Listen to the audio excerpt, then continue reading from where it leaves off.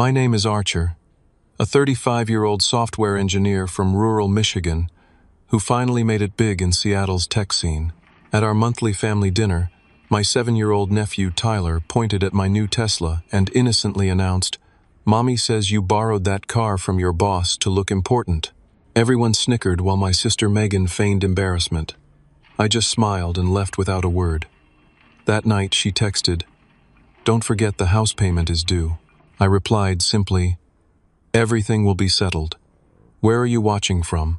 Hit that like and subscribe button if you've ever had family members try to diminish your success.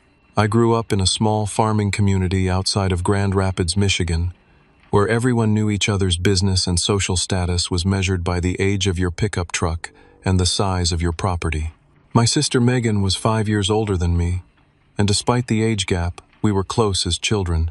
We shared a cramped bedroom in our parents' modest 2-bedroom house until I was 8, when Dad converted part of the attic into a small room for me.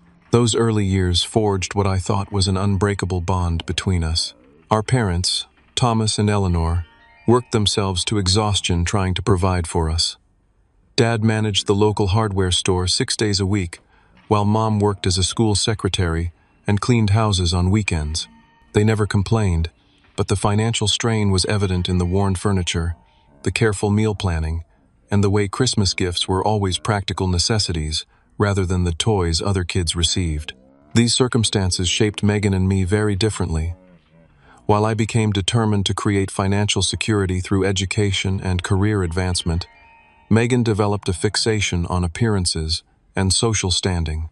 She was pretty and popular in high school, dating Brad Thompson, whose family owned the largest car dealership in the county.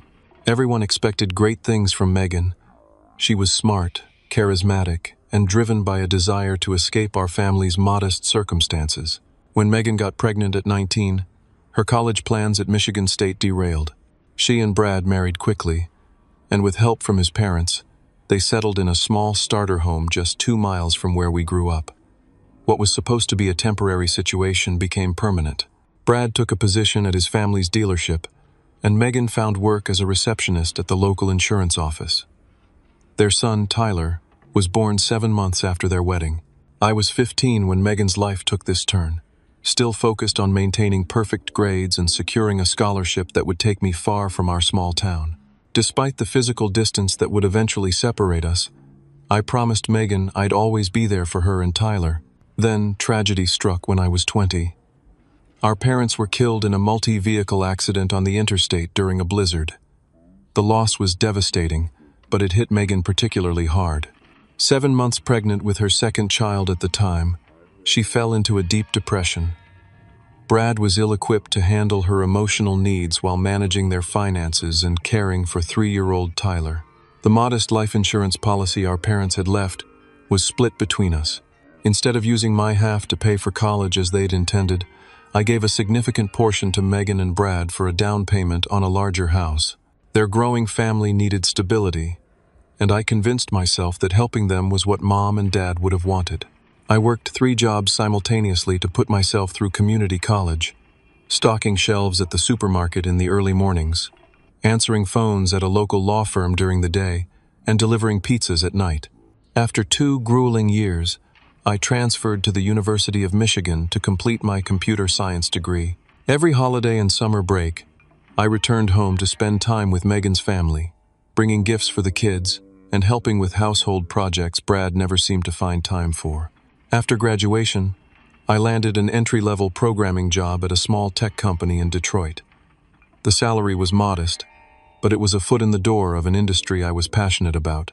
I lived in a studio apartment with second-hand furniture and drove a 15-year-old Honda Civic with nearly 200,000 miles on the odometer. Despite my tight budget, I never missed sending money for Tyler's birthday and Christmas presents, always labeled as being from his mom and dad. 3 years later, I accepted a position with a growing software company in Seattle. The substantial salary increase and relocation package represented the first real financial breathing room I'd ever experienced. Megan's reaction to my move was mixed. Superficially supportive but undercut with comments like, "I hope it works out this time," and "Don't forget about us when you're living the high life." In Seattle, my career flourished. I worked 60-hour weeks, earned promotions, and eventually became a senior engineering manager, overseeing a team of 15 developers. My hard work paid off with stock options, bonuses, and a salary that finally reflected my expertise and dedication. Throughout these years, I maintained close ties with Megan's family, flying back for major holidays and sending generous gifts. When Brad's attempt to open a second dealership location failed, I loaned them $15,000 they never repaid. When their roof needed replacing, I covered the $8,000 bill. Most significantly, I contributed $900 monthly toward their mortgage for nearly 4 years. Money Megan increasingly referred to as what we're owed rather than the gift it was. Despite my financial success and professional achievements, family gatherings became increasingly uncomfortable. Brad's parents, Judith and Howard, were pleasant enough but clearly viewed me as the family oddball who'd abandoned small-town values for city living. Brad's brother James and his wife Sarah were more welcoming, but even they seemed to accept Megan's carefully constructed narrative about my life. What I didn't understand until much later was how systematically Megan had been diminishing my accomplishments to maintain her status as the successful sibling who'd stayed true to her roots. While I was building a career through relentless effort and constant learning, she was building a fiction about my life that would ultimately unravel in the most painful way possible. The last Saturday in April was unseasonably warm in Michigan as I drove from my hotel to Megan and Brad's house for the monthly family dinner. After a particularly successful quarter at work, I'd finally treated myself to a Tesla Model S, midnight blue with the premium interior package. It was the first truly luxurious purchase I'd ever made, a tangible symbol of overcoming our childhood poverty and years of financial sacrifice. The neighborhood where Megan and Brad lived consisted of large, newer homes arranged around artificial ponds and small parks, the kind of upper-middle-class subdivision that had represented unattainable luxury to us as kids. Their 4-bedroom colonial with its manicured lawn and 3-car garage projected exactly the image of success Megan had always craved. I pulled into their curved driveway, parking behind Brad's father's Cadillac Escalade. My nephew Tyler was the first to spot me, racing out the front door in his socked feet despite his mother's calls to put on shoes. "Uncle Archer! Uncle Archer!" he shouted, his 7-year-old enthusiasm infectious as he skidded to a stop beside my car. "Whoa, is this yours? It's so cool." I climbed out, giving him the high five he eagerly awaited. "Hey, buddy. Yep, this is my new car. Just got it last month." Tyler circled the vehicle, mouth agape at the sleek design and distinctive logo. "Can we go for a ride later? Please?" "We'll see what your mom says," I replied, knowing Megan's likely response. I grabbed my overnight bag and the gifts I'd brought: a science kit for Tyler, a doll for his 4-year-old sister Emma, and an expensive bottle of scotch for Brad. The front door opened wider as Megan appeared, wearing a floral sundress and an expression that couldn't quite decide between welcoming and appraising. "Well, look who finally arrived," she called out with a tight smile. "We were beginning to think you might have gotten lost." "Flight was on time for once," I replied, climbing the porch steps to accept her brief, perfunctory hug. "Traffic from the airport wasn't bad either." "That's quite the rental car," she commented, her eyes darting to the Tesla and back to my face. "Not a rental," I corrected gently. "Finally bought something nice for myself." A flicker of something, surprise, annoyance, crossed her features before she masked it with a laugh. "Well, aren't you full of surprises? Come on in. Everyone's waiting."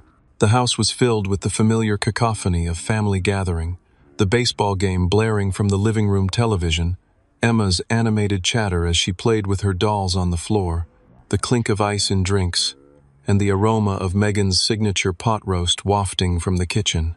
Brad's parents were settled in the best spots on the sectional sofa.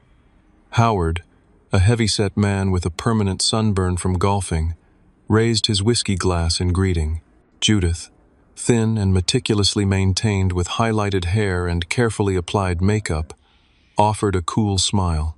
"There he is, the Seattle big shot," Brad called from the kitchen doorway, beer in hand. He'd gained weight since I'd last seen him 6 months ago, his once athletic frame now soft around the middle, his hairline receding more noticeably. "Hardly," I replied with a self-deprecating smile, having learned that humility was my best defense against their subtle digs. Just the same old me. Brad's brother James and his wife Sarah arrived moments later with their teenage daughter Zoe. Of all the extended family, they were the ones I genuinely enjoyed.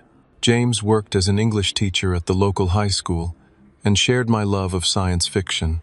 Sarah, a pediatric nurse, had a warmth and authenticity that stood in stark contrast to Megan's calculated social performance.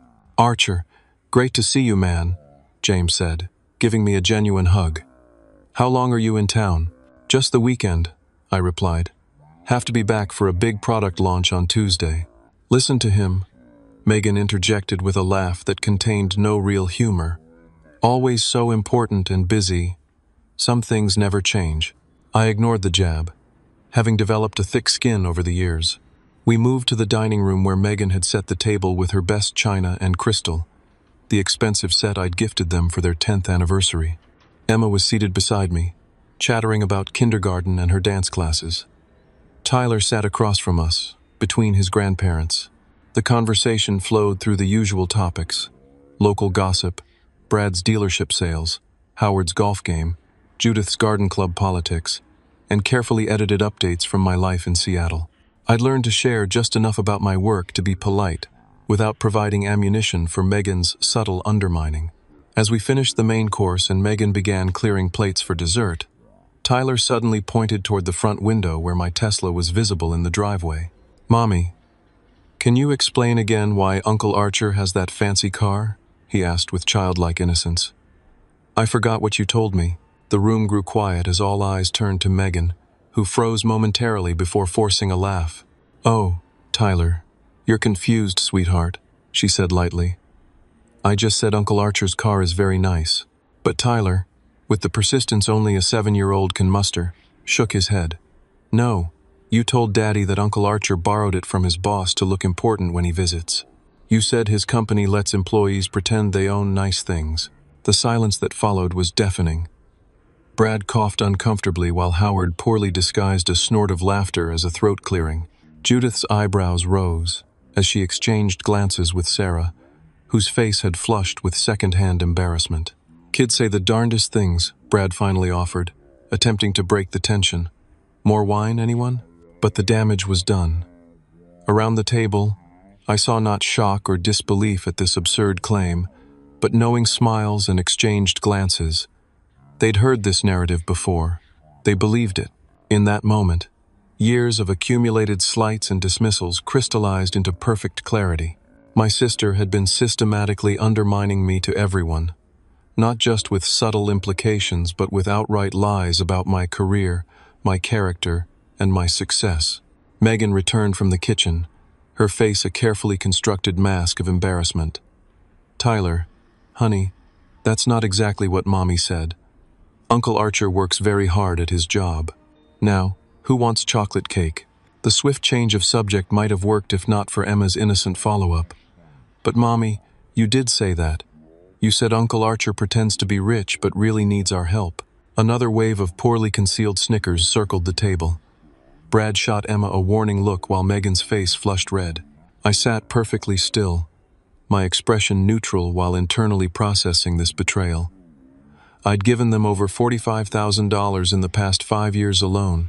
I'd sacrificed my own comfort, delayed my own life goals, all to support the sister who was now portraying me as some kind of fraud. "I think I should head out," I said quietly, folding my napkin and placing it beside my plate. "Early flight tomorrow." "Don't be ridiculous," Megan protested too quickly. "You haven't even had dessert." Tyler and Emma, apologize to your uncle for making up stories. The children looked confused and on the verge of tears, caught in their mother's web of lies. I wouldn't allow them to be blamed. "No apology necessary," I said, smiling reassuringly at them. "Kids just repeat what they hear. Not their fault at all." I stood and thanked Megan for dinner, made my polite goodbyes to everyone, and walked out to my car with dignity intact. As I backed out of the driveway, I could see them gathered at the dining room window, no doubt already dissecting what had just happened through Megan's distorted lens. 3 hours later, as I sat in my hotel room reviewing work emails, my phone buzzed with a text from Megan, Don't forget, the house payment is due on the 1st. An extra $200 would help with Emma's dance competition fees. The audacity was breathtaking. After allowing her family to laugh at me, after teaching her children to disrespect me, she still expected financial support. I stared at the message for a long time before typing my response. Everything will be settled. She couldn't possibly understand the full meaning behind those 4 words. But she would, very soon. As I lay awake in my hotel room that night, memories of Megan's betrayals played through my mind like scenes from a disturbing movie. What had happened at dinner wasn't an isolated incident, but the culmination of years of systematic undermining. The first notable instance occurred when I landed my programming job in Detroit. At a family barbecue, I overheard Megan telling our elderly Aunt Patricia that I was just playing with computers all day. When Aunt Patricia expressed confusion about what that entailed, Megan laughed and said, "Honestly, I don't think anyone knows what he actually does. It's not like a real career like teaching or medicine." The dismissal stung, but I told myself she simply didn't understand the tech industry. 6 months later, when I invited the family to see my new apartment in Detroit's revitalized Midtown district, Megan spent the entire visit pointing out safety concerns and asking if I had good deadbolts. "This neighborhood seems transitional," she told Brad loudly enough for me to overhear. "I worry about Archer, living in such a dangerous area." The apartment was actually in one of the city's safest areas, near the university and medical center, but her comments planted seeds of concern with the rest of the family, who began questioning my judgment. When I was promoted to lead developer after just 18 months, nearly doubling my salary, Megan's response was telling. "Well, they must be desperate for people willing to work those hours," she commented when I shared the news over a family dinner. "I hope they're not just using you until someone with more experience comes along." What should have been a moment of celebration became an exercise in defending my capabilities. The most egregious example came when I took 3 months off between jobs to develop a fitness tracking app I'd been conceptualizing. I'd saved enough to support myself during this period and was excited about the entrepreneurial opportunity. Megan told everyone I was between jobs, her tone implying I'd been fired. When the app was completed, and I accepted a position at the Seattle company, she described it as me finally finding something after a period of unemployment. As my career in Seattle progressed, Megan's methods became more sophisticated. She began creating an alternate narrative about my life, one where my success was temporary, my accomplishments exaggerated, and my financial stability precarious. She referred to my apartment as tiny. It was nearly 1,200 square feet in one of Seattle's best neighborhoods. She described my job as stressful and probably not long-term. I'd been with the same company for 6 years with regular promotions. Most insidiously, she began suggesting to family members that I was struggling financially despite appearances. When I sent Tyler an expensive gaming system for Christmas, she told her in-laws that I'd charged it to credit cards I couldn't afford. When I paid for everyone's dinner at an upscale restaurant during a previous visit, she later told James and Sarah that I'd been showing off beyond my means. What I didn't discover until later was that Megan had been systematically lying about our financial relationship as well. Through casual conversations with James after the disastrous dinner, I learned that Megan had told everyone she'd been helping me out during tough times. The $45,000 I'd contributed to their house payments over 4 years? In her version, that was money she had loaned me during rough patches, which I was now repaying. The $15,000 I'd given for Brad's failed business expansion? Megan claimed that was money they had inherited from our parents that I had borrowed when I moved to Seattle and was slowly returning. The $8,000 for their roof? A generous gift from them when I couldn't afford to fix plumbing in my apartment. Each revelation was more painful than the last. The question that haunted me wasn't why Megan would construct such elaborate lies, but why I had allowed myself to be exploited for so long. The financial support I'd provided wasn't just generous, it was excessive to the point of self-sabotage. While making their house payments, I'd delayed buying my own home.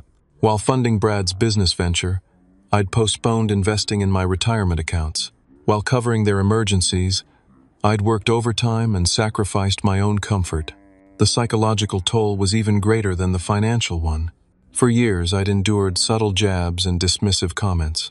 always making excuses for Megan's behavior. She doesn't understand my industry. She's insecure about her own choices. She's under pressure from Brad's status-conscious family. Each time I visited, I observed how Megan worked to maintain her image as the successful sibling who had stayed true to their hometown values, while I was portrayed as the somewhat pathetic outsider who had sacrificed personal connections for a precarious career in a distant city. The more I reflected, the more I recognized the sophisticated manipulation at work. Megan would praise me in one breath. Archer is so smart with computers, and undermine me in the next, though I worry all those hours staring at screens is why he can't maintain relationships. She would thank me for gifts to her children, then imply to others that they were an attempt to buy affection I couldn't earn naturally. Most painful was the realization that I'd enabled this treatment through my own desire to maintain family harmony. After losing our parents, Megan and her children represented my only real family connection. I tolerated the disrespect, absorbed the financial burden, and swallowed my pride, all to preserve a relationship that, in reality, existed only on her exploitative terms. The incident with Tyler pointing at my car was simply the most public manifestation of a pattern that had existed for nearly a decade. The snickers around the dinner table confirmed what I'd suspected, but been unwilling to face. Everyone in Megan's circle had accepted her fictional narrative about my life. My own accomplishments had been twisted into a story that diminished rather than celebrated my success. As dawn broke over the hotel parking lot, I made a decision. The pattern would end now. No more money, no more silent acceptance of disrespect, no more allowing Megan's insecurity to define my relationship with my niece and nephew.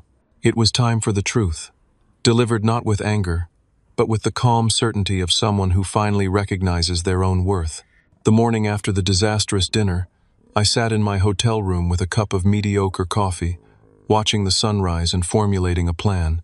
My first instinct had been emotional. Cut ties completely, walk away, never look back. But that approach would only reinforce whatever narrative Megan would inevitably construct about my departure from their lives. I needed to be strategic, methodical, and above all, factual in my response. I opened my laptop and began creating a spreadsheet documenting every financial contribution I'd made to Megan and Brad over the years. Bank transfers for their mortgage payments, 81 of them at $900 each. The $15,000 wire transfer for Brad's business venture. The $8,000 check for their roof repair. Countless smaller expenses. Birthdays, Christmas gifts, Tyler's baseball equipment, Emma's dance lessons, the family vacation to Disney World. I'd largely funded, but been unable to attend due to work commitments. The total was staggering, nearly $73,000 over 8 years. Not loans, not investments, gifts I'd never expected to be repaid. Money given out of love and familial obligation, transformed by Megan's lies into evidence of my dependence rather than my generosity. Next, I pulled up my employment history, offer letters, promotion announcements, performance reviews, stock option grants, documentation of my actual career trajectory rather than Megan's fictional account of it. I downloaded statements showing my investment portfolio, retirement accounts, and the recent purchase agreement for my Tesla, all paid in full, no financing involved. While compiling these materials, I noticed a new email from Brad's brother James. "Hey, sorry about last night. Can we talk before you leave town?" I suggested meeting for breakfast at my hotel. An hour later, James arrived looking uncomfortable, but determined. "That was pretty awful," he said after ordering coffee. "Sarah and I were talking about it all night. We had no idea Megan had been, well, saying those things about you." "How long has it been going on?" I asked quietly. James sighed, running a hand through his thinning hair. "Years, I guess. At first, it was just little comments about how you were struggling to find your footing in Seattle. Then gradually, it evolved into this whole narrative about how she was helping support you while you tried to establish yourself. And you believed her?" His expression was pained. "I should have questioned it more. The stories never quite aligned with what I could see of your life, but Megan was always so convincing. She'd show us texts from you thanking her for help, talk about how you called her for advice on financial matters. Those texts were thanking her for forwarding my mail," I explained. The financial discussions were me offering to help them, not the other way around. James nodded slowly. I'm starting to see that now. Look, Archer, I feel terrible. What can I do to help fix this? His sincerity was touching, but the situation required more than one ally's support.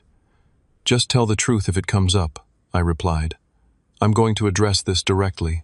After James left, I called Dr. Rivera, the therapist I'd been seeing in Seattle, to work through lingering grief about our parents and navigate the complexities of my relationship with Megan. This was bound to happen eventually, Dr. Rivera said after I recounted the dinner incident. What's important now is that you establish clear boundaries while taking care of your emotional health. I'm planning to confront her, I explained. Not emotionally, but with documentation of everything. The money, my career, all of it. That approach makes sense, but prepare yourself for defensive reactions, he cautioned. People who've created false narratives often respond to truth with even more elaborate deceptions. The key is to remain grounded in facts, while accepting that some relationships may be permanently altered by this confrontation. Next, I called Jessica, my financial advisor in Seattle. I've been telling you for years that your support of your sister's family was excessive, she reminded me. From a purely financial perspective, ending these payments is long overdue. That money should be going toward your own goals, the home purchase you've been planning, the startup idea you've been developing. I know, I acknowledged. Family obligations are complicated. They are, she agreed. But financial boundaries are part of healthy family dynamics. I'm sending you a summary of what those contributions would have amounted to if invested over the same period. Seeing the opportunity cost might strengthen your resolve. The document she sent was sobering. Had I invested that $73,000 rather than giving it to Megan and Brad, it would have grown to nearly $110,000 given market performance over the same period. My next call was to my boss, Catherine, explaining that I needed to extend my time in Michigan by 2 days to handle a family matter. Take whatever time you need, she said. The team has the launch under control. Family comes first. The irony of her statement wasn't lost on me. I'd been putting family first for years, just not in a way that served either Megan or myself in the long run. By enabling her behavior, I'd become complicit in it. By mid-afternoon, I had formulated a comprehensive plan.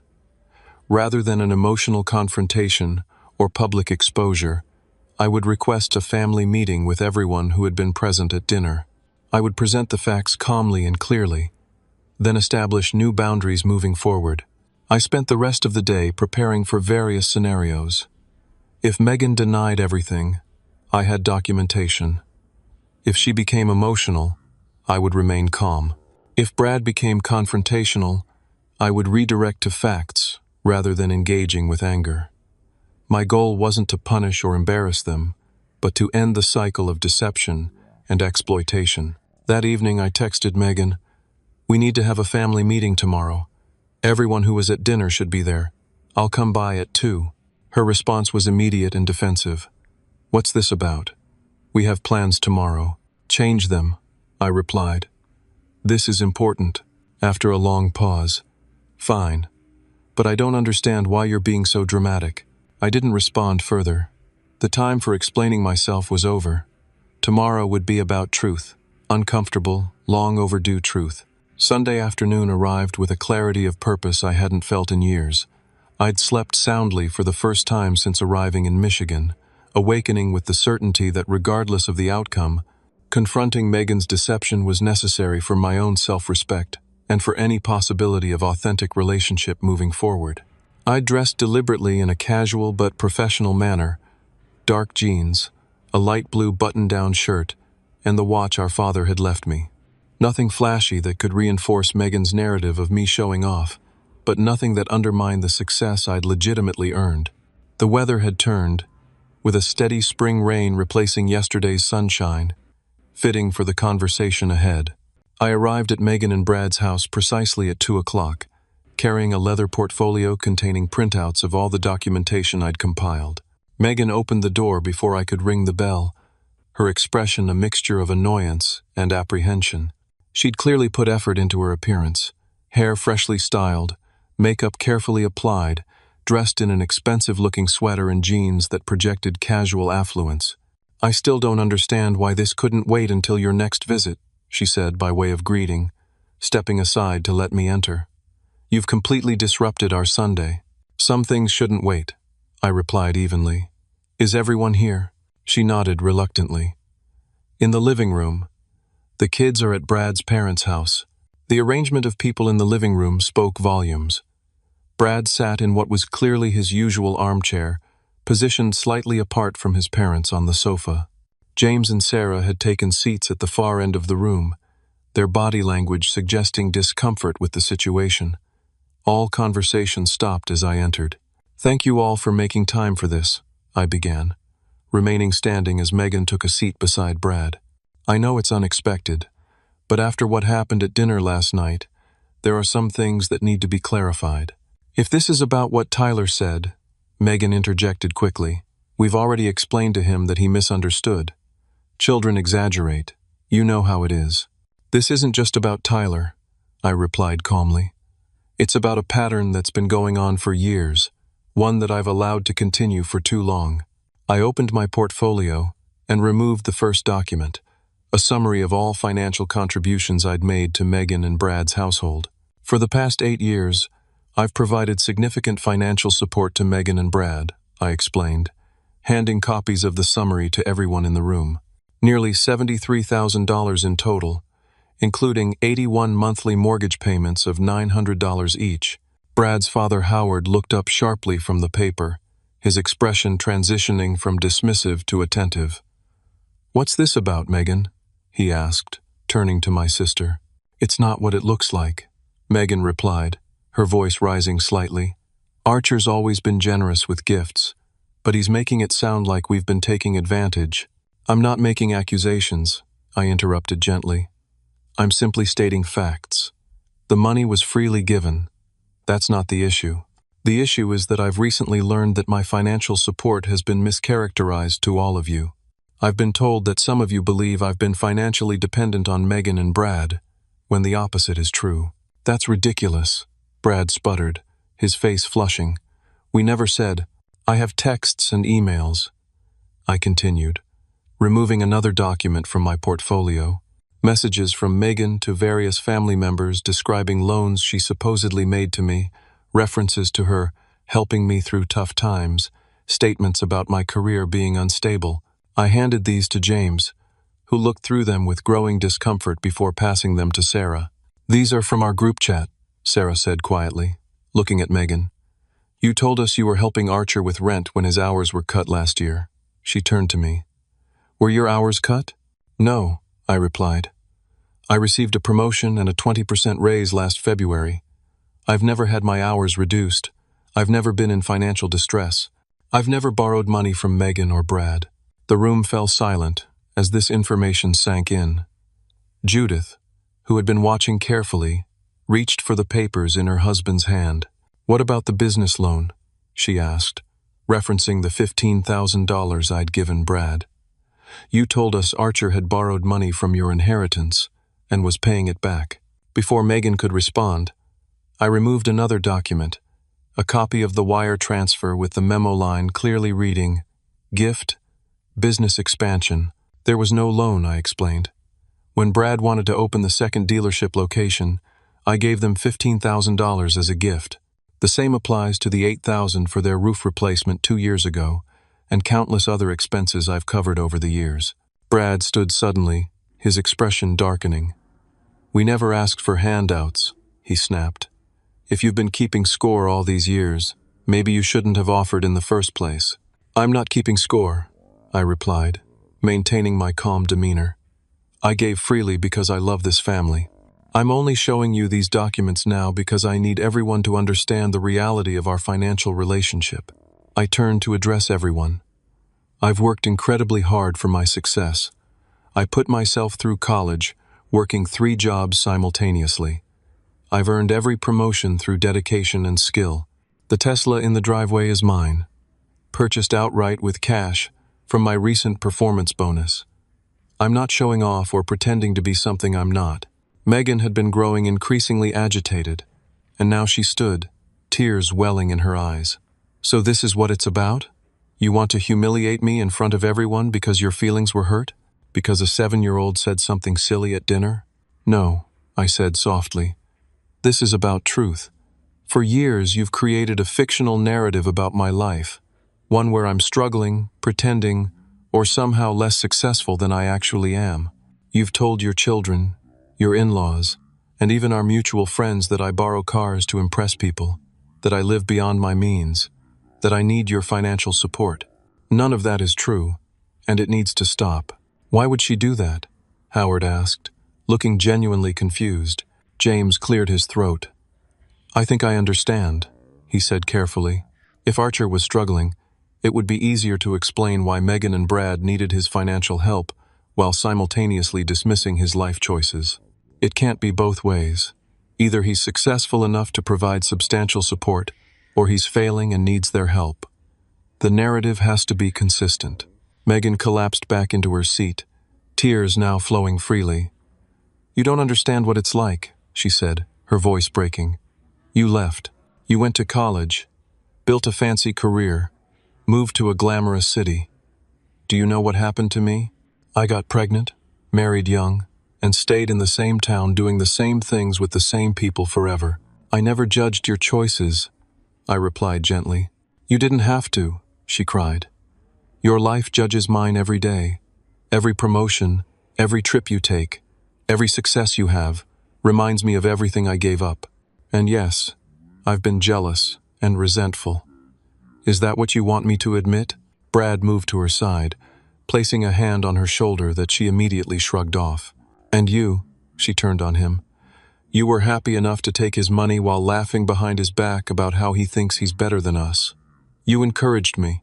Brad's face reddened. That's not fair, Megan. You're the one who told everyone he was struggling. You're the one who said his job wasn't secure. I just went along with what you told me. The room descended into uncomfortable silence as the extent of the deception became clear to everyone. Judith looked between her son and daughter-in-law with an expression of growing disappointment. Howard stared at his hands. James and Sarah exchanged glances that communicated their discomfort. I didn't come here to create division or place blame, I said finally. I came to establish truth and set boundaries moving forward. I won't be contributing to your mortgage or other expenses anymore. Not because I'm angry, but because it's created an unhealthy dynamic between us. So you're cutting us off completely? Megan asked, a note of panic entering her voice. Just like that? I'm ending financial support that's been misrepresented and taken for granted, I clarified. I'm still your brother. I still want to be part of Tyler and Emma's lives. But moving forward, our relationship needs to be based on mutual respect and honesty. And if we need help? Brad asked, his tone somewhere between defensive and concerned. Then we can discuss it openly and honestly, I replied. But no more monthly payments. No more expecting me to cover emergencies or extras without acknowledgement. And absolutely no more diminishing my career or success to make yourselves feel better. I gathered my documents, returning them to the portfolio. I'll be leaving for Seattle tomorrow morning. I've said what I needed to say. What happens next is up to all of you. As I turned to leave, James stood. I'll walk you out. In the foyer, away from the others, he spoke quietly. That took courage. For what it's worth, Sarah and I should have questioned Megan's stories more carefully. The inconsistencies were there if we'd been paying attention. It's not your responsibility, I assured him. We all believed what we wanted to believe. What now? He asked.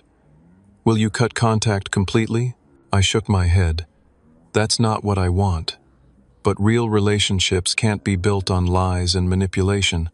The ball is in their court now. As I drove away from the house, a complex mixture of emotions washed over me. Relief at having finally spoken my truth, sadness for the pain it had caused, uncertainty about what would remain of my relationship with my sister and her family. But beneath it all was a foundation of self-respect that had been missing for too long. The immediate aftermath of the confrontation unfolded in ways both expected and surprising. I returned to my hotel room emotionally drained, but with the clarity that comes from finally addressing long-suppressed truths. I ordered room service, answered some work emails, and tried to process the events of the day. Around 8 that evening, My phone buzzed with a text from Megan. "You've always been so judgmental. I hope you're satisfied with yourself for destroying this family." I didn't respond. Classic projection, accusing me of the very thing she had done through years of deception. Dr. Rivera had warned me about this defensive reaction, and engaging would only fuel the fire. 15 minutes later, Brad called. When I answered, his voice was tight with controlled anger. "You could have addressed this privately with us," he said without preamble. "Did you have to embarrass Megan in front of my entire family?" "The deception wasn't private," I replied calmly. "The narrative about me was shared with everyone. The correction needed to be equally comprehensive. My parents are questioning everything now," he continued. "Dad's talking about financial responsibility, and Mom's asking how we could have accepted so much money from you while—" He trailed off. "While what?" I prompted. A heavy sigh came through the line. "While saying the things we said. Look, I know how it appears, but you have to understand Megan's position.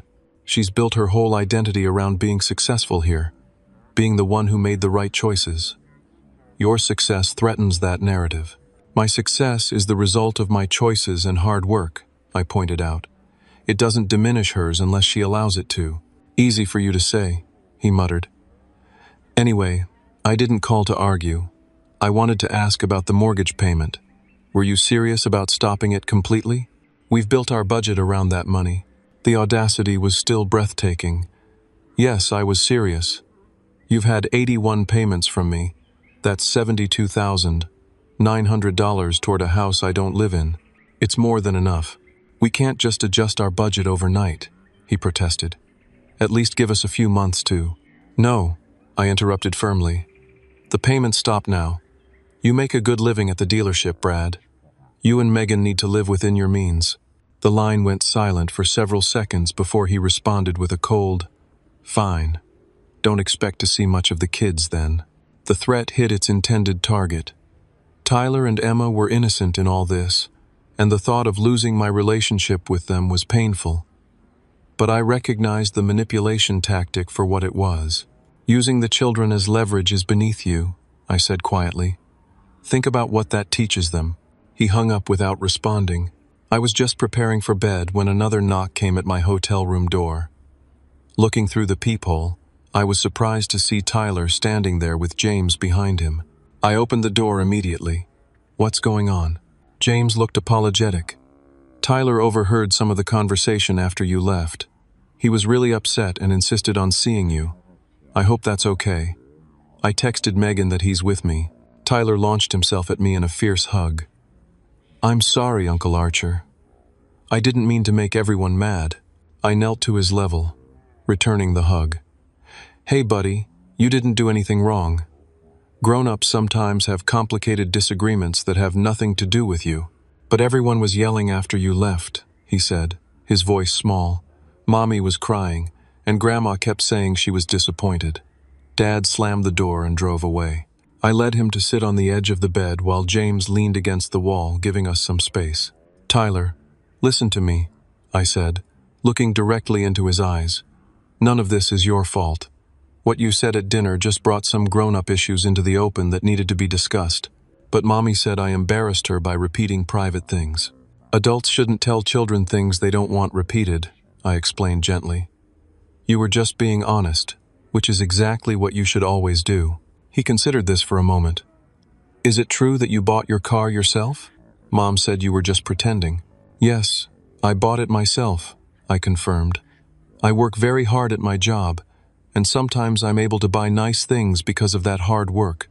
"Cool," he said, his demeanor brightening slightly. "Can we still go for a ride sometime?" "Absolutely," I promised, though unsure when that opportunity might actually arise given the current circumstances. "Anytime I'm visiting." After Tyler used the bathroom, James suggested they should head back. "Sarah's waiting in the car. We'll drop him at home." "Thank you for bringing him," I said sincerely. "It means a lot." "He was really worried about you," James replied. "And for what it's worth, Sarah and I talked with Howard and Judith after you left. They're processing a lot. This has been quite a revelation for them about Megan and Brad. After they left, I received a message from Sarah. James told me about Tyler's visit. Hope that was okay. Just wanted you to know we're here for you.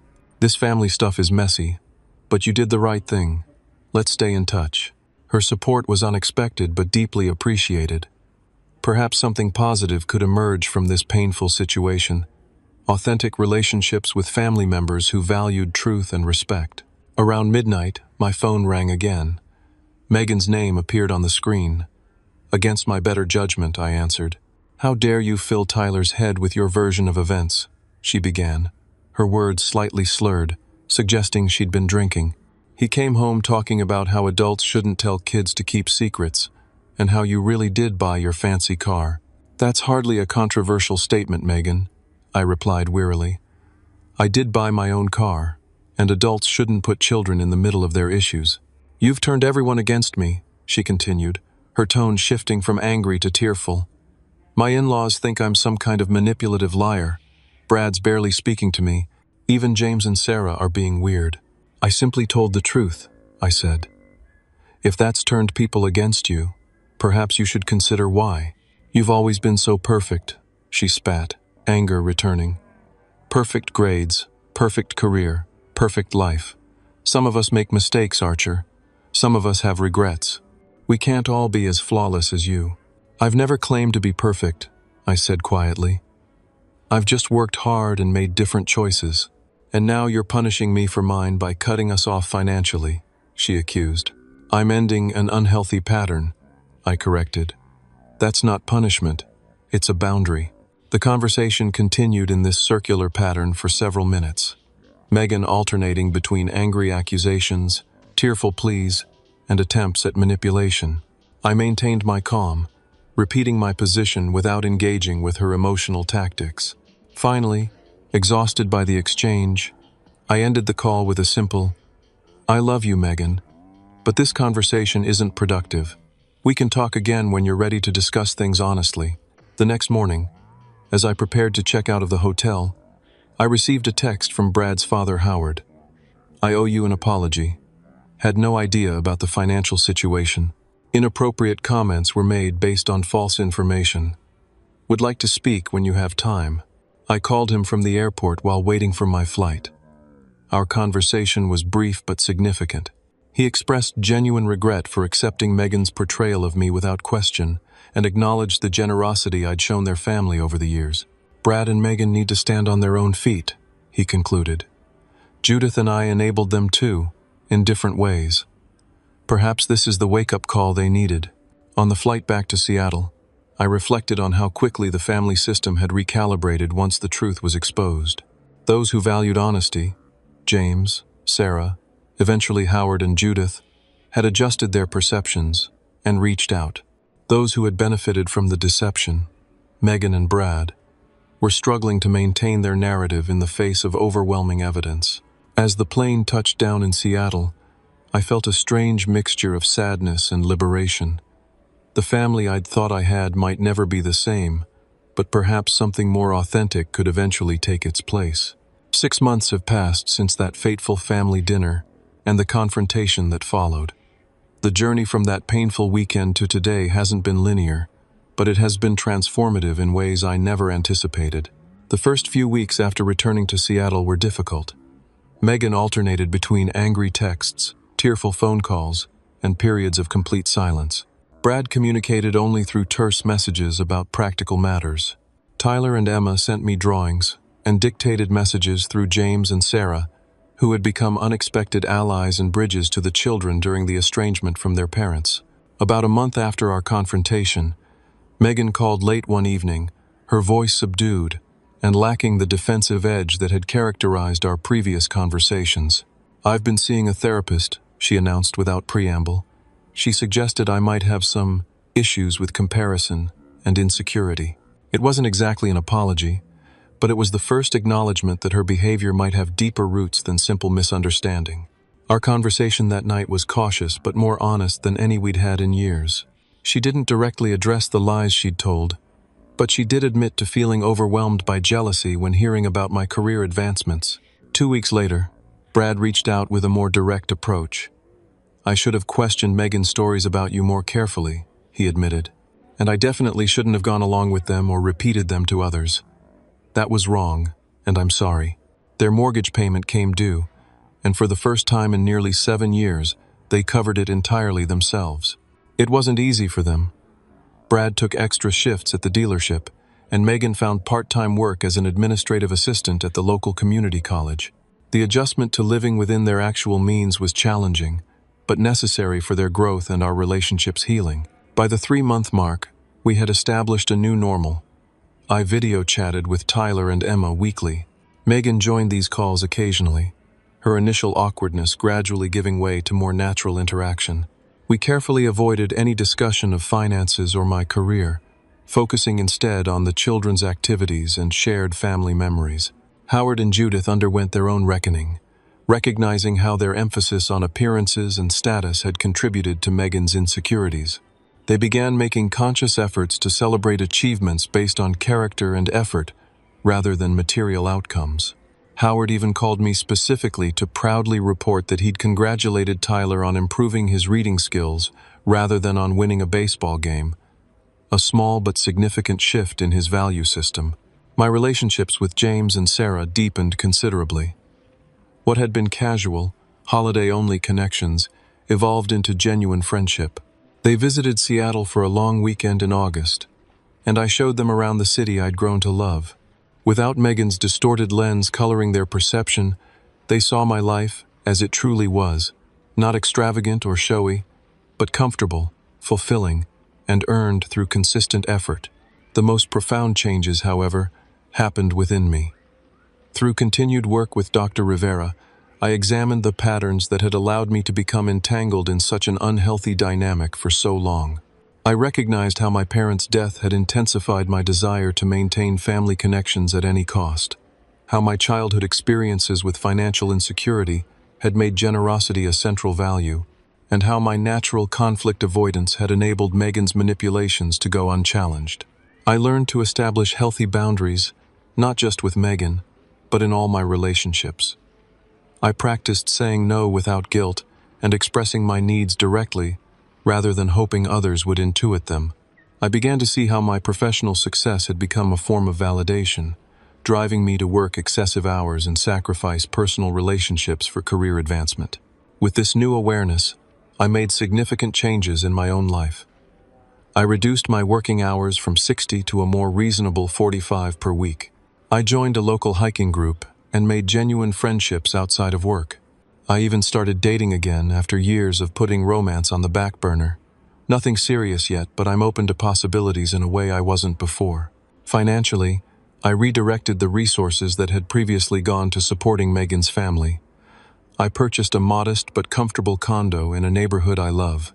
I increased my retirement contributions and established a separate investment account for future goals. I even set aside money for a proper vacation, my first in nearly a decade, planning a 2-week trip to Japan next spring. Last month, I returned to Michigan for Tyler's 8th birthday. The atmosphere was markedly different from previous visits. Megan greeted me with a genuine hug, rather than the perfunctory one I'd grown accustomed to. Brad shook my hand and met my eyes directly, the defensive posture notably absent. They proudly showed me their newly refinanced mortgage, at a lower interest rate, with payments they could manage independently. The most touching moment came when Tyler proudly showed me his science project, a model of the solar system he'd built entirely himself. "Uncle Archer, Mom said you might be able to help me understand how gravity works," he said. "She told me you're really smart about science stuff." It was a small thing, perhaps, but significant. Megan acknowledging my knowledge as valuable rather than threatening, a step toward seeing my abilities as resources to be shared rather than successes to be diminished. That evening, as we sat on the porch after the children had gone to bed, Megan spoke the words I'd waited years to hear. "I'm sorry, Archer. Truly sorry. I was so caught up in feeling like I'd failed at my own life that I couldn't celebrate yours. Instead of appreciating your generosity, I resented that you were in a position to be generous. That was wrong, and I'm working to be better." The apology wasn't perfect, and our relationship remains a work in progress. The trust that was broken will take years to fully rebuild. But in that moment, I recognized that the painful confrontation 6 months earlier had been necessary not just for my own self-respect, but for Megan's growth as well. The most profound lesson I've learned through this experience is that true generosity must include honesty.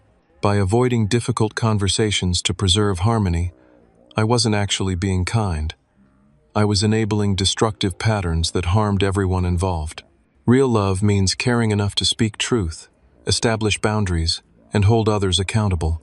I've also learned that our worth isn't determined by how much we sacrifice for others, but by how authentically we live our values. My desire to help my sister was genuine, but my approach was flawed. True support empowers others rather than creating dependency. Today, I maintain my boundaries while keeping my heart open.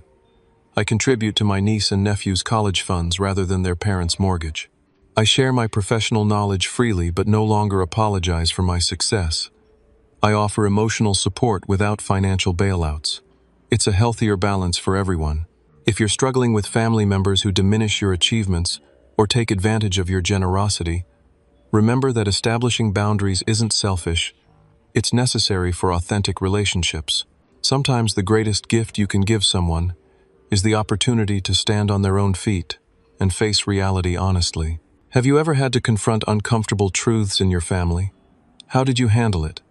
Share your experience in the comments below.